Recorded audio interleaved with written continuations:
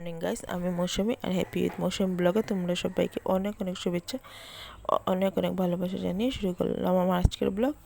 আর আমার রান্নাবান্না শেষ হয়ে গেছে বন্ধুরা। শাশুড়ি মা এখানে কচু শাকটা রান্না করছেন। আজ কচু শাকটা তো প্রত্যেক দিন উনিই কাটার পর আমি বললাম যে তুমি রান্না করে নাও, তাই উনি রান্না করে নিলাম।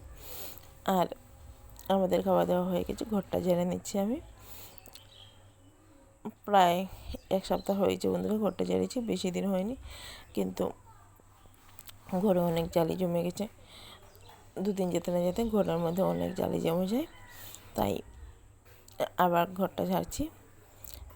আর আমাদের ঘরে যেহেতু ছাদ দেওয়া নাই, তাই জালিটা অনেক তাড়াতাড়ি জমে যায়।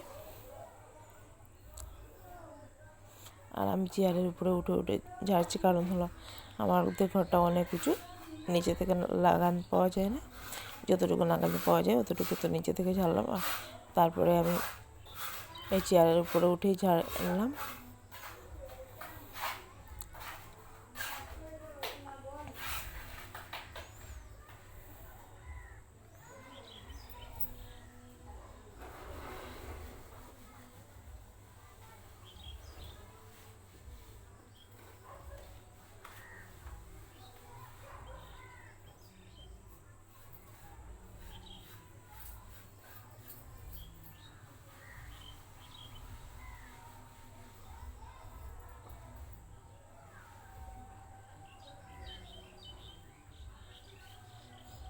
দেখুন বন্ধুরা, ঘরটা ঝাড়া হয়ে গেছে। আমি হাত মুখ ধুয়ে চলে এসেছি। মেয়েকে স্নান করিয়ে নিলাম, ভাবলাম ওকে আগে ঘুম পাড়িয়ে নিই, তারপরে আমি ঘর দরজা লেপা পোছা করবো, কারণ ঘর ঝাড়লে লেপতে হয়। আর ঘর লেপে নিয়েছি বন্ধুরা, অতটা তোমাদেরকে দেখালাম না, কারণ হলো ঘর লেপতে আমার অনেক সময় লাগে। আর এখন বাসনগুলো গুছিয়ে রেখে দিচ্ছি আমি। বাসনগুলো ঘরটা লেপার পরে বাসনগুলো মেজে আনলাম আমি। আর বাসনগুলো আগে মাজলাম না, কারণ হলো বাইরে প্রচণ্ড রৌদ্র পড়েছিল। রৌদ্রতে আর বাসনগুলো মাজতে গেলাম না আমি। তারপরে রৌদ্র একটু কমার পরে বাসনগুলো মাজলাম।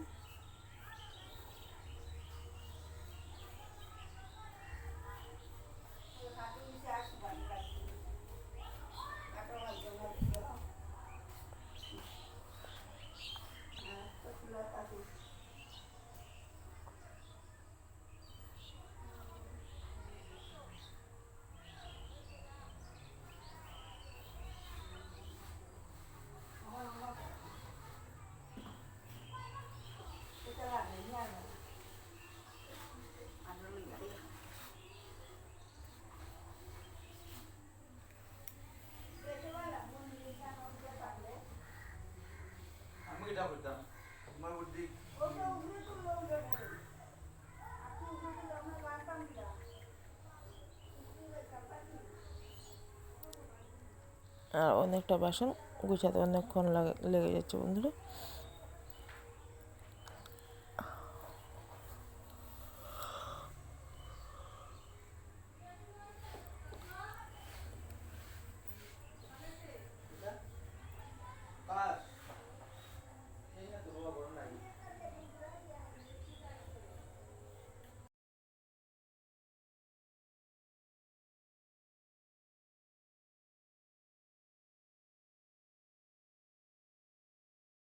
আর এবার গ্যাস ওভেনটা পরিষ্কার করে নিচ্ছি বন্ধুরা। দেখুন,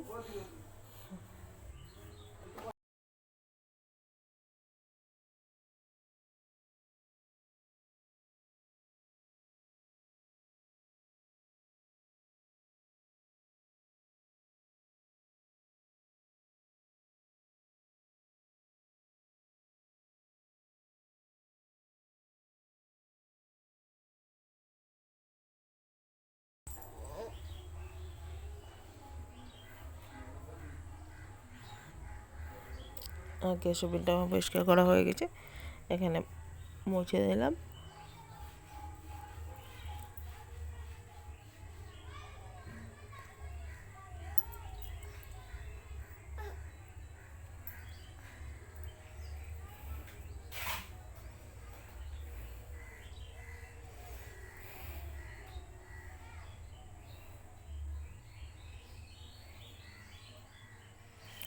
আর বন্ধুরা অনেক দিন আগে কালারটা করা হয়েছে আর একদম কালারটা নষ্ট হয়ে গেছে আমার ঘরের। আর স্নান টান করে নিয়েছে আর শাশুড়িমা এখানে শাশুড়িমার ফটো তোলা হচ্ছে আর মেয়ে এখানে দাঁড়িয়ে ঘুমিয়ে আছে। মেয়ে বলছে, তারপরে মেয়ে বললো মেয়েও ফটো উঠবে, তাই ও ভালো জামা পরে এসে ফটো উঠলো।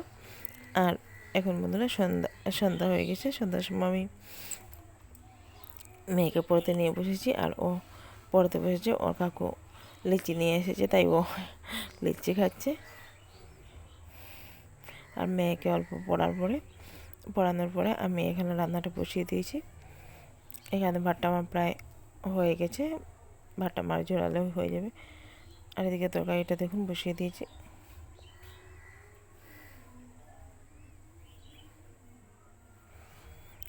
আলু দিয়ে কারকল দিয়ে রান্না করব মাছের তরকারি।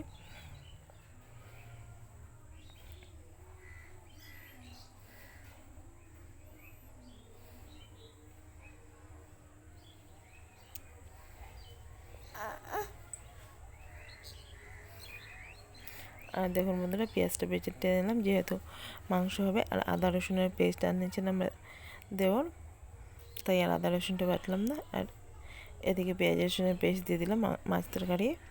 আর আজ আমার বড়দিরা এসেছে, বড়দি জিজু ভাগনা ভাগ্নি সবাই এসেছেন।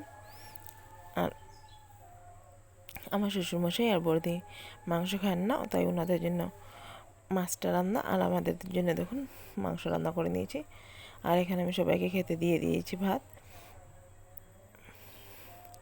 আর দেখুন ভাগনাকে বললাম চকিতে বসে খেতে, কিন্তু খেলো না, ও নিচে বসে খাচ্ছে। ওর অনেক ঘুম পেয়ে গেছে। আর